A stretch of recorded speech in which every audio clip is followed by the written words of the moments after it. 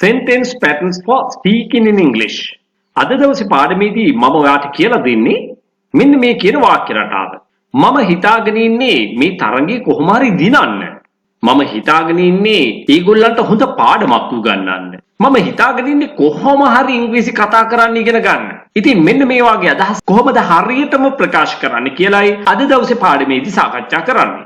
ඒ නිසා සුපුරුදු විදිහටම පාඩමේ මුල ඉඳන් අවසානයේ දක්වා රැඳී ඉන්න ඔයාට හොඳින් පාඩම ඉගෙන ගන්න හැකියාව තියෙනවා.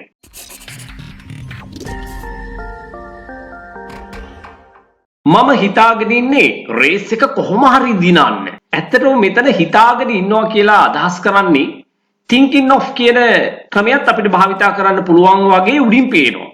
නමුත් හිතාගෙන ඉන්නවා කියලා මෙතන අදහස් කරන්නේ අදිෂ්ඨාන කරගෙන ඉන්නවා. දැඩිසේ හිතාගෙන අදිටන් කරගෙන ඉන්නවා අදිෂ්ඨාන කරගෙන ඉන්නවා කියලා කියන්නේ අන්න ඒක තමයි මේකේ සැඟවුණු අර්ථය. අන්න ඒ නිසා අපි මෙතනදී thinking of කියන රටාව නෙවෙයි භාවිතා කරන්නට ඕනේ determined කියන adjective එකයි අපි මෙතන පාවිච්චි කරන්නේ.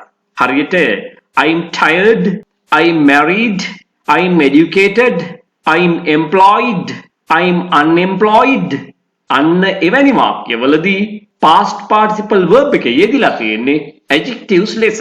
ඉතින් මේක active voice වාක්‍යයක්. present simple active voice වාක්‍යයක්.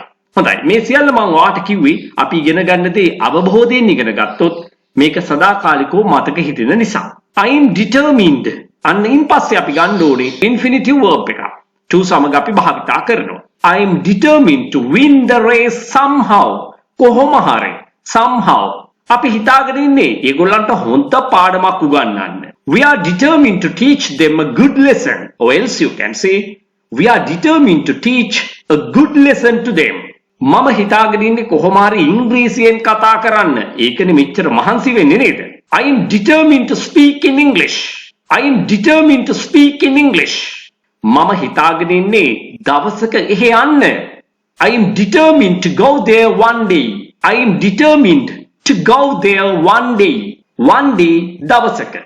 ඉතින් මේක අතීත කතාවක් කියනකොටත් අනාගත කතාවක් කියනකොටත් මේ දෙආකාරයේදීම one day භාවිතා කරන්න පුළුවන්. For an examples we can say one day it will happen. That means on a day in the future. On a day in the future. දවසක ඒක සිද්ධ වේවි. Now look at the second example. One day we went there. One day we went there. එක දවසක අපි එහෙ ගියා. Here in this example, one day has been used to say on a day in the past. On a day in the past. One day භාවිතා කරනවා අතීතයේ යම් දිනක කියන අදහස ගැනීමටත් අනාගතයේ යම් දවසක කියන අදහස ගැනීමටත්. I am determined to go there one day. මම රට යන්න හිතාගෙන ඉන්නේ. මම අදිටන් කරගෙන ඉන්නේ රට යන්න. I am determined to go abroad. I am determined to go abroad. අපි තවදුරටත් මේ වාක්‍ය දීර්ඝ කරනවා මෙන්න මේ විදිහට. I am determined to go abroad for my further studies. For my further studies. මගේ වැඩිදුර අධ්‍යාපන කටයුතු සඳහා. I am determined to go abroad for my further studies. ඇය හිතාගෙන ඉන්නේ කවදා හරි නැටුම් ගුරුවරියක් වෙන්න. She is determined to be a dancing teacher one day. Instead of one day here you can say someday. Someday. That means on a day in the future. She is determined to be a dancing teacher one day.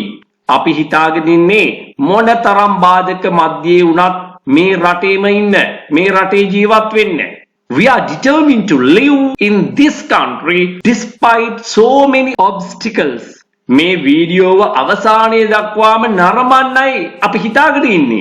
We are determined to watch this video until the end. Until the end. අවසානයේ දක්වා.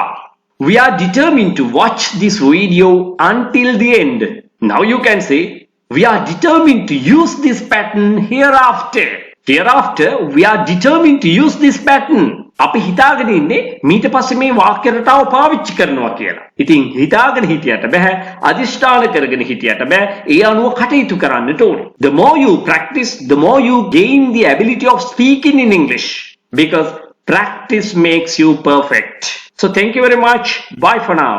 මෙන්න මේ වගේ video ඔයාට upload කරපු ගමන් දැනගන්න නම් ඔයා channel එක subscribe කරලා තියාගන්න අමතක කරන්න එපා. ඔයා කොච්චර ඉගෙන ගත්තත් තාමත් ඉංග්‍රීසි කතා කරන්න බෑ නේද? ඔයා කරන්න ඕනේ ඉගෙන ගන්න ක්‍රමයේ වෙනස් කරන එක. ඉංග්‍රීසි තාමත් කතා කරන්න බැරි වෙන්න හේතුව ඒ සඳහා පුහුණුව අත්‍යවශ්‍ය වන නිසා. ඒ සඳහා ඔයා තෝරගන්න ඕනේ පිරිස අඩු පන්තියක්. මෙන්න මේ පන්තිය ඔයාට වඩාත් සුදුසුයි කියලා මම හිතනවා. සාමාන්‍ය පෙළ විභාගයෙන් පසු ඒ වගේම උසස් පෙළ විභාගයෙන් පස්සේ සිසුන්ට නේවාසිකව පුහුණුව ලබා ගන්න පුළුවන් දින 21ක්. මේකේ විශේෂතා ගොඩක් තියෙනවා. ආහාර පාන, නවාතැන් පහසුකම් සමග සම්පූර්ණ ගාස්තු ඔයා ගෙවන්න ඕනේ රුපියල් 85000ක් පමණයි. ඒ විතරක් නෙවෙයි පාඨමාලාව සාර්ථකව නිම කරන අයට ඒ අයගේ දක්ෂතා අගයමින් සහතික පත්‍රයක්ද නොමිලේම පිරිනැමෙනවා. වෙනත් කිසිදු මුදලක් අය කරන්නේ නැහැ. දැනටමත් විදේශගතව හෝ විදේශගත වීමට බලාපොරොත්තු වෙන සිටින අයට, වැඩිහිටියන්ට, විවිධ වෘත්තිකයන්ට ඒගොල්ලන්ටත් නේවාසික පුහුණු පාඨමාලාව සඳහා සම්බන්ධ වෙන්න පුළුවන්. ආහාර පාන, නවාතැන් පහසුකම් මේ සියල්ල සඳහාම ගෙවිය යුත්තේ රුපියල් 85000ක් පමණයි. මේ නේවාසික පුහුණු පාඨමාලාව සඳහාද බඳව ගන්නේ උපරිම වශයෙන් එක කණ්ඩායමකට 10 දෙනෙක් පමණයි. ඒ වගේම වැඩිහිටියන්ට ඔන්ලයින් ක්ලාසස් පැවැත්වෙනවා. එක කණ්ඩායමකට උපරිම වශයෙන් බඳව ගන්නේ 8 දෙනෙක් පමණයි. ගාස්තුව මාසිකව රුපියල් 3000යි. ගෲප් ක්ලාස් එකකට සම්බන්ධ වෙන්න බැරි අයට තනි පුජ්‍යල පන්තියක් ඉන්ඩිවිජුවල් ක්ලාස් එකක් ඇරේන්ජ් කරගන්න පුළුවන්. මාසෙකට පැය 8ක්ම දෙනවා.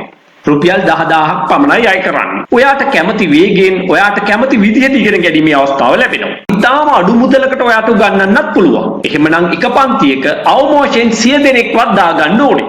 එතකොට සිද්ධ වෙන්නේ ඔයාට හුදෙක් දේශනයකට සවන් දෙන්න විතරයි. ඔයාට මාත් එක්ක කතා කරන්න, ඉංග්‍රීසි කතාව පුහුණු වෙන්න කිසිම අවස්ථාවක් ලැබෙන්නේ නැහැ. එහෙමනම් ඒ තුලින් ඔයාගේ ඉංග්‍රීසි කතා කිරීමේ හැකියාව දියුණු කරගන්න කිසිසේත් හැකි වෙන්නේ නැහැ. අන්න ඒ නිසා තමයි මේ සියලුම පන්ති සඳහා කුඩා කණ්ඩායමක් පමණක් බඳව ගන්න. පුහුණුව වැඩි වෙන තරමට කතා කිරීමේ හැකියාව අනිවාර්යයෙන්ම ඇති වෙනවා. මම මුලින්ම කිව්වනේ ඔයාට තාමත් ඉංග්‍රීසි කතා කරන්න බැරි වෙන්න හේතුවක් තියෙනවා. ඒ නිසා ඔයා ඉගෙන ගන්න ක්‍රමය වෙනස් කරන්න. ඔයා මාත් එක්ක එකතු වෙන්න කැමති නම් දැම්මම තිරේ දිස්වන අංකයට WhatsApp පණිවිඩයක් යොමු කරන්න. මේ පණිවිඩය ඔයාට වැදගත් නොවුනත් ඔබේ නෑදෑ හිත මිත්‍රයෙකුට වැදගත් වෙන්න පුළුවන්.